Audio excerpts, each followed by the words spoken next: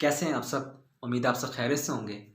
इसमें कि आज हम इंडस्ट्रियल स्टाइकोमेट्री में चैप्टर नंबर 2 स्टार्ट करेंगे और देखें ये जो इंडस्ट्रियल स्टाइकोमेट्री है ये केमिकल इंजीनियरिंग हो, बीएससी केमिकल इंजीनियरिंग हो या बीएससी केमिकल इंजीनियरिंग टेक्नोलॉजी हो, ठीक है, या पे हमारे डीएई जो है केमिकल इंजीनियरिंग हो जिसे हम एसोसिएट केमिकल इंजीनियरिंग कहते हैं, इसमें बड़ी अहमियत की हामिल है। ठीक है, तो मैं जो कोर्स कवर करवा रहा हूँ आपको डीएई केमिकल के लिहाज से कवर करवा रहा हूँ। तो हमारा चैप्टर है 2। इस चैप्टर को मैं आपको 4 स्टेप्स में कवर करवाऊंगा। ठीक है, ये जो 4th चैप्टर है, ये जो चैप्टर होगा जो 4 स्टेप्स में कवर होगा वो कैसे कवर होगा, पहले हम इसकी एग्जांपल्स कवर करेंगे।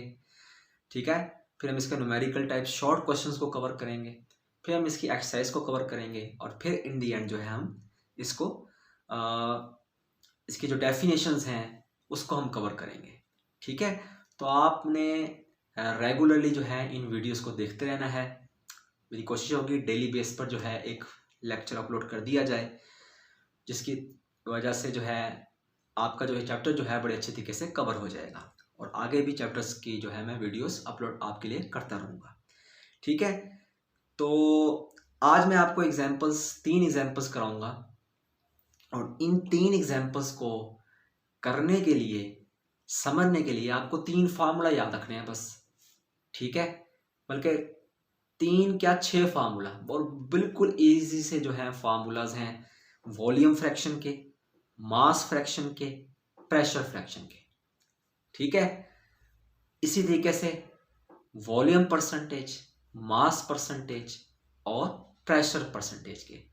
तो अगर ये फार्मूला हमें याद हो जाए तो बड़ी आसानी से हम ये 3 एग्जाम्पल्स को सॉल्व कर पाएंगे।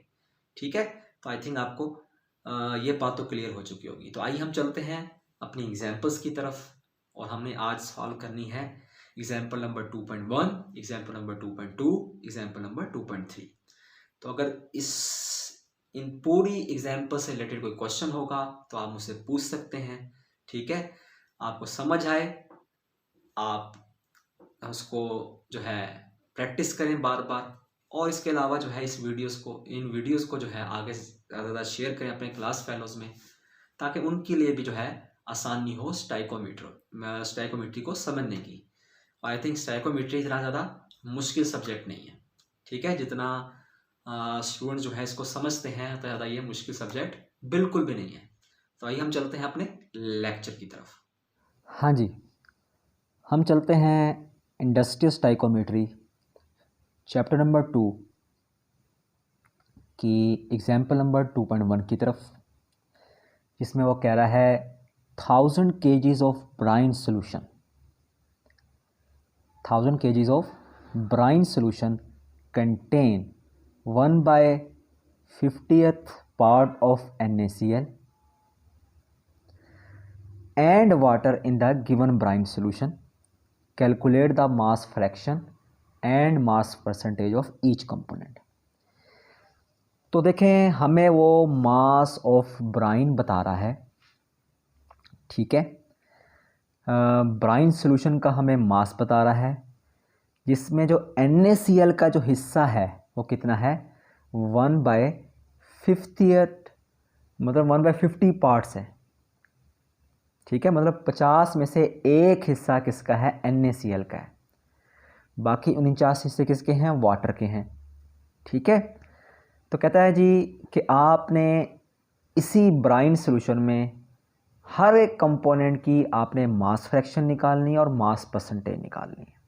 ठीक है, तो मैं देखें इसका सॉल्यूशन स्टार्ट करने लगा हूँ और आपने बड़े ही सिंपल तरीके से चलना है। हमें दिया क्या हुआ है, हमें दिया हुआ है मास of brine solution, brine solution कितना दिया हुआ है, वो हमें दिया हुआ है तकरीबन 1000 kgs, 1000 kgs हमें दिए हुए हैं। ठीक है, इसमें जो है एक हिस्सा किसका है NaCl का है।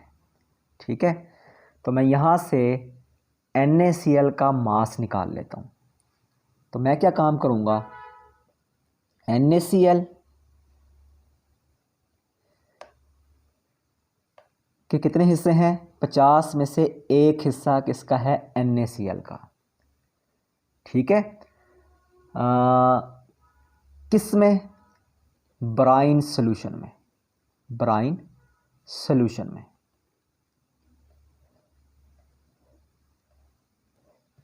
ठीक है,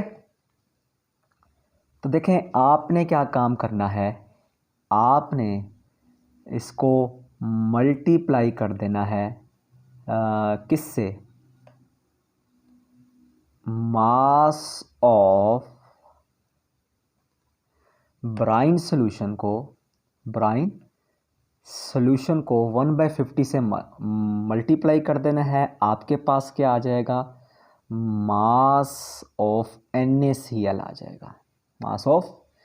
तो मैं मास ऑफ NaCl निकाल रहा हूँ। मास ऑफ NaCl मेरे पास कितना आ जाएगा, mass of NaCl is equals to 1/50 ज़रब 1000, चूँकि मास ऑफ ब्राइन मुझे ऊपर दिया हुआ है 1000। ठीक है, तो जब आप 1000 को 50 पे डिवाइड करोगे तो हमारे पास कितना जवाब आएगा, आई थिंक 20 kgs आ जाएगा। ठीक है, मास का यूनिट चल रहा है तो हमने 20 kgs यूनिट आपने लेना है kgs में। तो ये मेरे पास आ गया कितना, 20 kgs। ठीक है, अब आपके पास क्या है, NaCl का मास आ चुका है और आपने मास परसेंटेज और मास फ्रैक्शन ईच कंपोनेंट की निकालनी है। ठीक है, इसका मतलब अगर आपके पास NaCl का मास आ गया तो आप पानी का मास भी निकालना पड़ेगा आपको। तो आप क्या काम करेंगे, आप लिखेंगे mass of brine, mass of brine is equals to mass of NaCl, mass of NaCl plus mass of water, mass of water. Mass of brine कितना है, 1000 kgs। मास ऑफ NaCl कितना है, 20 kgs। ठीक है, यहाँ kgs अभी ना लिखें, एंड में लिख दीजिएगा इसका यूनिट। फिर हमारे पास क्या है, मास of water, mass of water. Clear होगी बात। तो हम यहाँ से क्या निकाल सकते हैं, मास ऑफ वाटर निकाल सकते हैं, मास ऑफ वाटर निकाल सकते हैं। तो मेरे पास क्या आ जाएगा, 1000 में से -20, तो ये आ जाएगा तकरीबन 980 किलोग्राम्स। ठीक है, 980 kgs। तो मास फ्रैक्शन निकालने के लिए हमें हर एक कंपोनेंट का मास पता होना चाहिए था। तो मैंने क्या काम किया है, हर एक कंपोनेंट का मास निकाल लिया है। क्वेश्चन में मुझे वो क्या कह रहा था, क्वेश्चन में मुझे वो ये कह रहा था कि आपको दिए गए हैं 1000 kgs ब्राइन सॉल्यूशन के। ठीक है, और जब आपको 1000 kgs ब्राइन सॉल्यूशन के दिए गए हैं तो उसमें NaCl का कंपोनेंट भी मौजूद है, उसमें वाटर का कंपोनेंट भी मौजूद है। आपने क्या काम करना है, आपने हर एक कंपोनेंट की, मतलब NaCl और वाटर की मास फ्रैक्शन भी निकालनी है और मास परसेंटेज भी निकालनी है। ठीक है, तो ये काम करने के लिए आपने इस पूरे जो है ये पूरा का पूरा आपने प्रोसेस किया। अब आपने निकालनी है मास फ्रैक्शन। मास फ्रैक्शन का आपको फार्मूला पता होना चाहिए।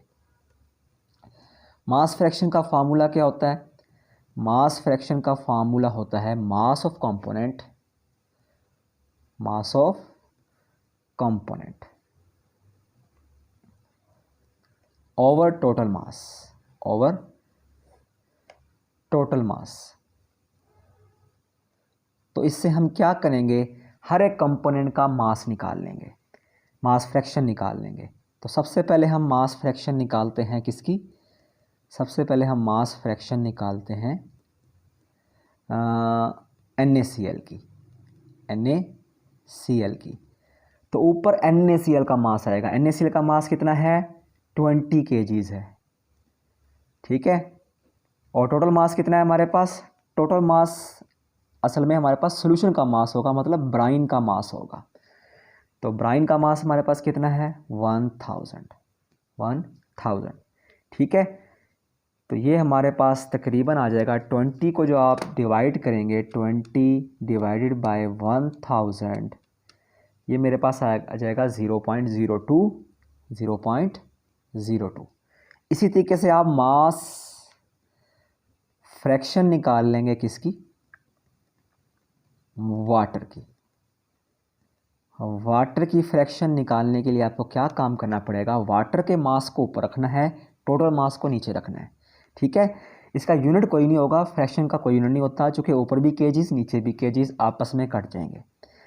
तो हमने क्या काम किया? 980 को 1000 पे डिवाइड कर दिया, तो ये मेरे पास आ गया 0.98। मेरे पास mass fraction of each component निकल आई है। अब मैंने mass percentage of each component निकालनी है, ठीक है। Mass percentage of each component कैसे निकालोगे? मास परसेंटेज, अगर आपके पास मास फ्रैक्शन मौजूद हो तो मास परसेंटेज कैसे निकलती है कि आपने मास फ्रैक्शन को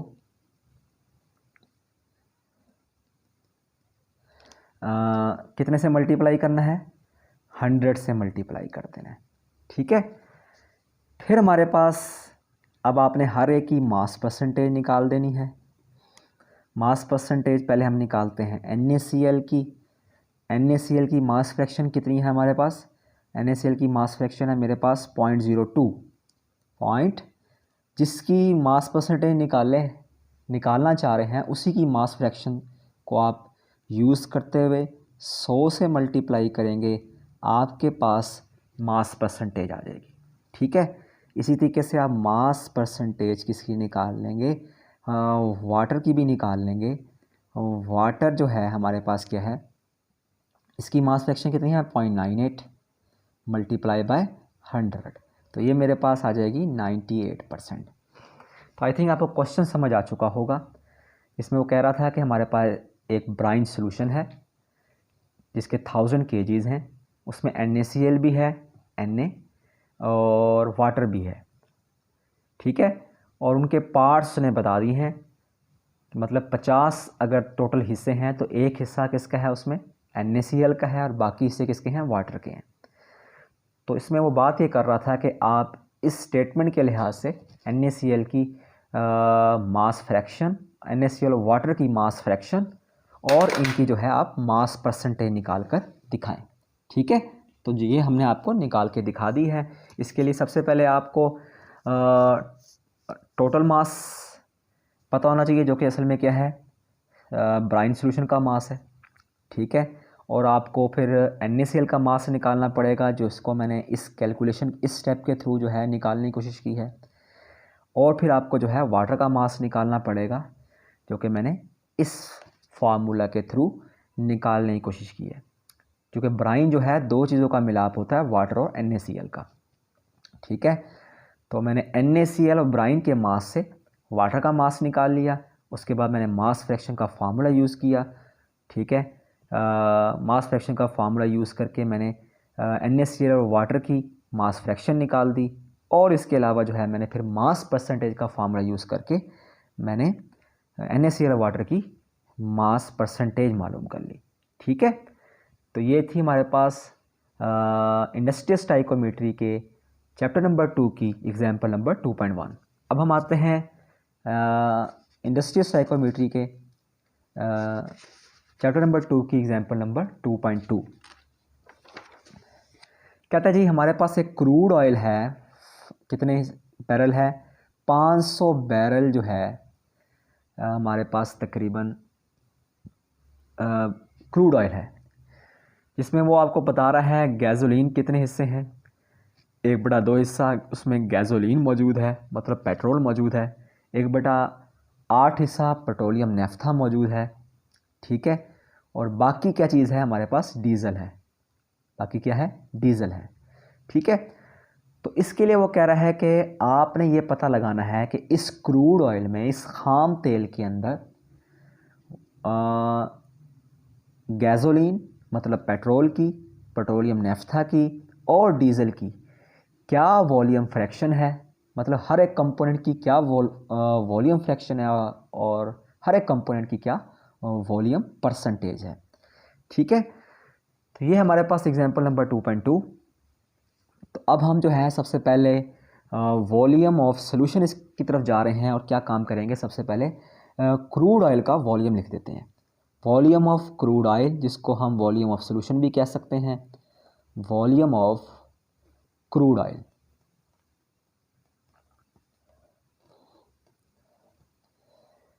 तकरीबन है 500 बैरल्स।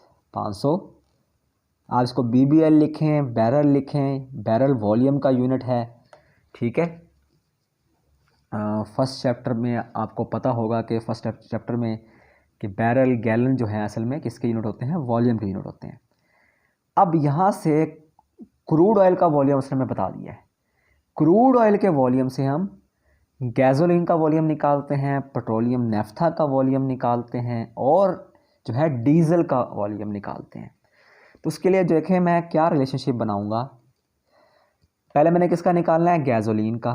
तो मैं यहाँ लिख रहा हूँ गैसोलीन, गैसोलीन मतलब पेट्रोल। ठीक है, उसका कितने हिस्से हैं, वो 1/2 हिस्सा मौजूद है किसके अंदर, क्रूड ऑयल के अंदर। ठीक है, मल्टीप्लाई का साइन लगा देंगे और साथ क्या लिख देंगे, क्रूड ऑयल। क्या लिख देंगे, क्रूड ऑयल। चूंकि हम वॉल्यूम की बात कर रहे हैं, चूंकि हम वॉल्यूम की बात कर रहे हैं, तो मैं क्या लिख दूंगा यहाँ पर, वॉल्यूम ऑफ गैसोलीन, और यहाँ मैं लिख दूंगा वॉल्यूम ऑफ क्रूड ऑयल। ठीक है, अब देखें यहाँ से 1/2 वैसे का वैसे ही। वॉल्यूम ऑफ क्रूड ऑयल कितना है हमारे पास, 500 बैरल है। तो ये तकरीबन मेरे पास वॉल्यूम ऑफ गैसोलीन जो है कितना आ जाएगा, 250 बैरल्स। 250 बैरल्स। तो हर एक कंपोनेंट का सबसे पहले वॉल्यूम निकाल लेंगे। जब हर एक कंपोनेंट का वॉल्यूम निकाल लेंगे तो हमारे लिए वॉल्यूम फ्रैक्शन और वॉल्यूम परसेंटेज को निकालना आसान हो जाएगा। तो इसी के लिए हम जो है ये सारा काम कर रहे हैं। अब हम आते हैं जनाब अली किसकी तरफ, volume of petroleum naphtha. Petroleum naphtha के बारे में आपने केमिकल प्रोसेस इंडस्ट्रीज में पढ़ा होगा, जो आपका ICP की बुक है, उसके बिल्कुल एंड वाले चैप्टर में उसने इसको मेंशन किया हुआ है कि पेट्रोलियम नेफ्था क्या होता है। असल में ये C6 से लेकर C8 तक के जो है मालिक्यूल होते हैं, जैसे कि बेंजीन, टोलुइन। ठीक है, और फिर हमारे पास क्या आता है, ज़ाइलीन आ जाती है। ठीक है, तो हमारे पास वॉल्यूम ऑफ, अब जो है हम निकाल रहे हैं पेट्रोलियम नेफ्था, पेट्रोलियम नेफ्था। इसके लिए फार्मूला क्या होगा, क्योंकि इसका हिस्सा कितना है क्रूड ऑयल में, 1/8वां हिस्सा है। इसको आप मल्टीप्लाई कर दोगे volume of crude oil, volume of crude oil. ठीक है, 1/8 वैसे का वैसे ही, और वॉल्यूम ऑफ क्रूड ऑयल आपको दिया हुआ है कितना है, 500 बैरल आपको दे रखा है उसने, 500 बैरल्स। ये चाहे आप यूनिट ना लिखें, यहाँ पर एंड में यूनिट लिख दिया करें। तो ये देखें 500 को आप 8 पे तकसीम कर दें, आपके पास जवाब आ जाएगा, ये हमारे पास क्या है, 500, ये हमारे पास 500 तकसीम 8। एक मिनट है, मैं ज़रा कैलकुलेटर अरेंज कर लेता हूँ।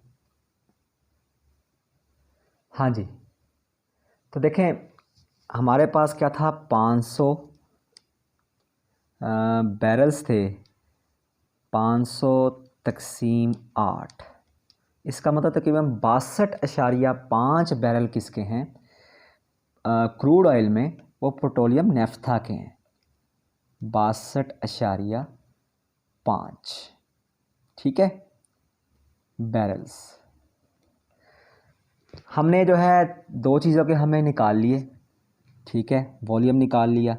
अब देखें क्रूड ऑयल किस चीज़ का मजमूआ है। क्रूड ऑयल मजमूआ है गैसोलीन का, पेट्रोलियम नेफ्था का और डीजल ऑयल का। तो मैं इसको लिख रहा हूँ, crude oil is equals to, ये मजमूआ है गैसोलीन का, गैसोलीन का, पेट्रोलियम नेफ्था का, पेट्रोलियम नेफ्था का, इसको मैं PN लिख रहा हूँ, आप समझ जाइएगा, पेट्रोलियम नेफ्था, प्लस क्या है हमारे पास, डीजल है, डीजल ऑयल। ठीक है, चूँकि वॉल्यूम की बात हो रही है तो मैं हर एक के साथ के लेता हूँ, वॉल्यूम ऑफ, यहाँ मैं ले लेता हूँ वॉल्यूम ऑफ।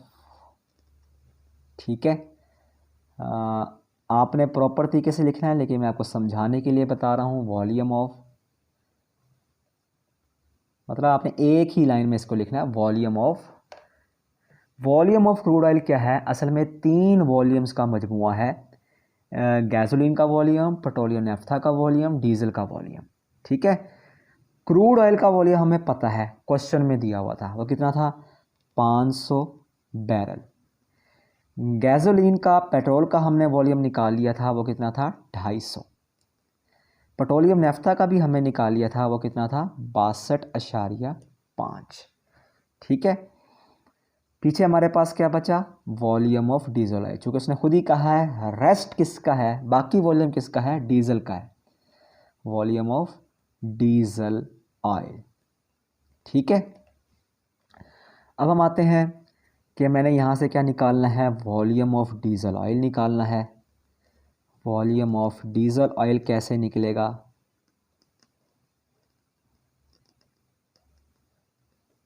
500 में से आप 250 भी निकाल दें और 62.5 भी निकाल दें, ये तकरीबन मेरे ख्याल से 187.5 के करीब करीब आएगा।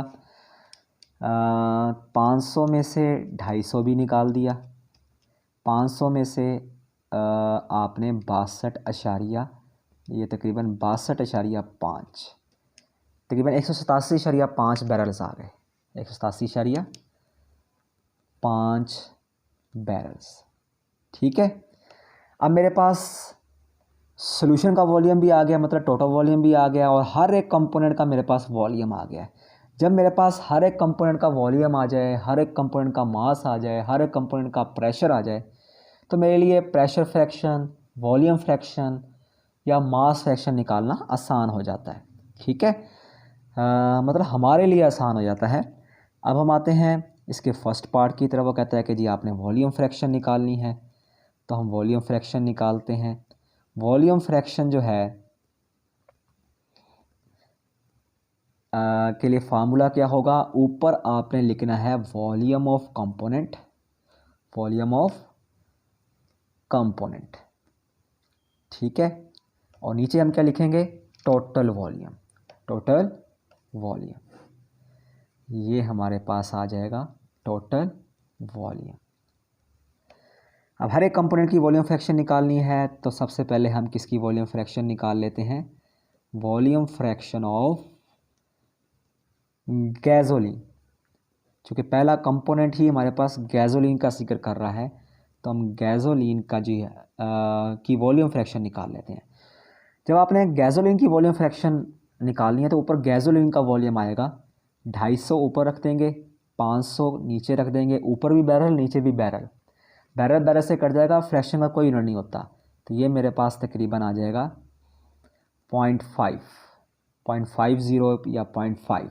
ठीक है, इसी तरीके से आपने वॉल्यूम फ्रैक्शन किसकी निकाल लेनी है, पेट्रोलियम नेफ्था की।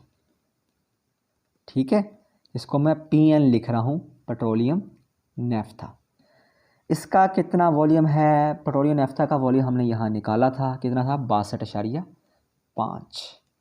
62.5 तकसीम 100, तकरीबन ये मेरे ख्याल से 0.125 आएगा। हम इसको सॉल्व करके देख लेते हैं। ठीक है, 62.5 तकसीम 500, ये आ जाएगा 0.125। ठीक है, फ्रैक्शन का कोई यूनिट नहीं होता, तो आपने नहीं लिखना। वॉल्यूम फ्रैक्शन अब हम किसकी निकालते हैं, वॉल्यूम फ्रैक्शन निकालते हैं डीजल ऑयल की। किसकी? डीजल ऑयल की। उसके लिए क्या है, उसके लिए हमारे पास यह है कि हमारे पास वॉल्यूम दिया गया है बट डीजल ऑयल का, ये हमने निकाला था 187.5 तकसीम 500, ये तकरीबन आ जाएगा 0.375। ये ए पार्ट हल हो गया है। ठीक है, मुझे एक क्वेश्चन दिया गया था, मुझे सोल्यूशन का टोटल वॉल्यूम दिया गया था। ठीक है, मैंने हर एक कंपोनेंट का वॉल्यूम निकाला, फिर मैंने हर एक कंपोनेंट की वॉल्यूम फ्रैक्शन निकाल ली। अब हमने हर एक कंपोनेंट की वॉल्यूम परसेंटेज निकालनी है। ठीक है, तो अगर आपको वॉल्यूम फ्रैक्शन दी गई हो, अगर आपको वॉल्यूम फ्रैक्शन दी गई हो तो आप हर एक कंपोनेंट की वॉल्यूम परसेंटेज निकाल सकते हैं। तो मैं आ रहा हूँ इसके बी पार्ट की तरफ, एग्जाम्पल नंबर 2.2 की। ठीक है, तो हमारे हैं वॉल्यूम परसेंटेज का फार्मूला क्या होता है, वॉल्यूम परसेंटेज का फार्मूला होता है वॉल्यूम फ्रैक्शन ज़रब 100। ठीक है, ज़रब क्या है हमारे पास 100। हर एक कंपोनेंट का वॉल्यूम निकाल लेते हैं। वॉल्यूम सबसे पहले हम किसका निकालेंगे, वॉल्यूम परसेंटेज निकाल लेते हैं। पहले हम निकालते हैं गैसोलीन की, गैसोलीन की मैंने अभी आपको वॉल्यूम फ्रैक्शन निकाल के दिखाई थी, वो 0.50 थी। उसको आपने क्या काम करना है, 100 से मल्टीप्लाई कर देना है, तो ये आ जाएगा 50%। इसी तरीके से आपके पास वॉल्यूम परसेंटेज किसकी दी गई है, पेट्रोलियम मतलब वॉल्यूम परसेंटेज हमें निकालनी है पेट्रोलियम नेफ्था की। इसकी फ्रैक्शन हमें मालूम है, वो हमने अभी निकाली थी 0.125। इसको आप 100 से मल्टीप्लाई कर दोगे, ये मेरे पास आ जाएगा 12.5%। ठीक है, अब हम आते हैं किसकी तरफ, वॉल्यूम परसेंटेज अब आपने निकालनी है किसकी, डीजल ऑयल की, डीजल ऑयल की। जब आपने डीजल ऑयल की वॉल्यूम परसेंटेज निकालनी है तो आप क्या काम करेंगे, इसकी फ्रैक्शन को 100 से मल्टीप्लाई कर दें। इसकी फ्रैक्शन हमने पीछे निकाली थी, वो कितनी थी 0.375। इसको 100 से मल्टीप्लाई कर देंगे, मेरे पास क्या आ जाएगा 37.5%। ठीक है, तो हमें पता ये लगा कि 500 बैरल क्रूड ऑयल में गैसोलीन की जो परसेंटेज है वॉल्यूम के लिहाज से वो 50% है, पेट्रोलियम नेफ्था की 12.5% है, और जो है डीजल ऑयल की कितनी है 37.5% है। तो हमें क्या दिया गया था, हमें सॉल्यूशन का वॉल्यूम दिया गया था, वहाँ से हमने हर एक कंपोनेंट का वॉल्यूम निकाला। ठीक है, जब हमने हर एक कंपोनेंट का वॉल्यूम निकाल लिया, वहाँ से हमने हर एक कंपोनेंट की वॉल्यूम फ्रैक्शन निकाल ली, और फिर जो है हमने हर एक कंपोनेंट का की वॉल्यूम परसेंटेज निकाल दी। अब मैं आता हूँ आज के आखिरी एग्जाम्पल की तरफ, मतलब हमारे आज के लेक्चर की लास्ट एग्जाम्पल है। वो कहता है हमारे पास 3 गेजेस लगी हुई हैं किसी रिएक्शन वेसल पर। ठीक है, नाइट्रोजन की, हाइड्रोजन की और कार्बन डाइऑक्साइड की। तो हर गेज अपना अपना प्रेशर बता रही है। नाइट्रोजन की गेज अपना प्रेशर बता रही है, हाइड्रोजन की गेज अपना प्रेशर बता रही है, और कार्बन डाइऑक्साइड की गेज अपना प्रेशर बता रही है। तो आपने हर एक कंपोनेंट की प्रेशर फ्रैक्शन निकालनी है, और हर एक कंपोनेंट की आपने प्रेशर परसेंटेज निकालनी है। ठीक है, तो मुझे क्या दिया हुआ है, सॉल्यूशन की तरफ आते हैं। मुझे ये कहा गया है कि नाइट्रोजन का प्रेशर मुझे मालूम है, कितना है, नाइट्रोजन का प्रेशर मुझे मालूम है, वो कितना है, वो है हमारे पास तकरीबन, ये पहला प्रेशर नाइट्रोजन का होगा 300 atm।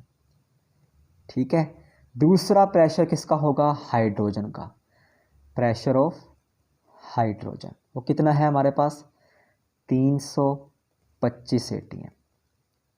ठीक है, फिर हमारे पास क्या है, फिर हमारे पास है कार्बन डाइऑक्साइड का प्रेशर, वो कितना है तकरीबन 350 atm, 350 atm। यहाँ से हम टोटल प्रेशर निकाल लेते हैं। टोटल प्रेशर कैसे निकलेगा, सबके प्रेशर्स को जमा कर दो, सबके प्रेशर्स को जमा कर दो, नाइट्रोजन का प्रेशर, हाइड्रोजन का प्रेशर। ठीक है, क्योंकि जब भी हम प्रेशर फ्रैक्शन या वॉल्यूम फ्रैक्शन या मास फ्रैक्शन या मोल फ्रैक्शन निकालते हैं, हमें हर एक कंपोनेंट के मोल पता होने चाहिए।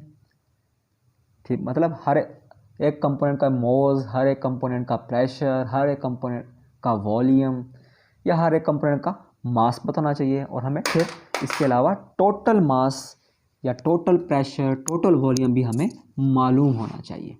ठीक है, इसके बगैर हम क्वेश्चंस को हल नहीं कर पाएंगे, ख़ास तौर पे वो क्वेश्चन जिसमें हमने फ्रैक्शन निकालनी हो और परसेंटेज निकालनी हो।